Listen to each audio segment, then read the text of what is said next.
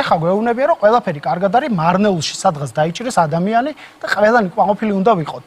ბატონო ირაკლი, ეს არ არის კორუფციასთან ბრძოლა, თქვენც ზუსტად ამ მანკიერის სისტემის ისეთივე ინსტრუმენტი ხართ, როგორც იყვნენ თქვენი წინამორბედები. ბატონი ღარიბაშვილი, ბატონი ლილუაშვილი.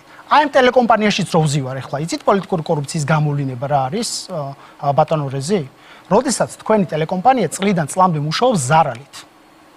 და ფაქტობრივად მაგალითად 14 მილიონის შემოსავალი მიიღეთ 2024 წელს და 26 მილიონის ლარის მარტო ხელფასები გაეცით.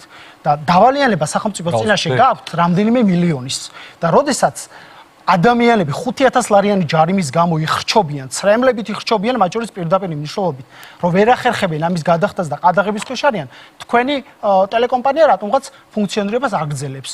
და აგრძელებს იმ პირობებში, როდესაც სახელმწიფო თქვენ არაფერს არ გთხოვთ. მაგრამ ესეც კარგი იქნებოდა, მათ შორის თუ გავითვალისწინებდით იმას, რომ ყველასთვის თანაბარი პირობები იქნებოდა. საინფორმაციო სააგენტოები იხრჩობიან, რეგიონული მედია იხრჩობა, იმიტომ რომ წვდომა არ აქვს, დონაციასთან, ფულთან არ აქვს წვდომა და ამ ყველაფერს თავი რო დავანებოთ, ყველამ კარგად იცის ამ ქვეყანაში.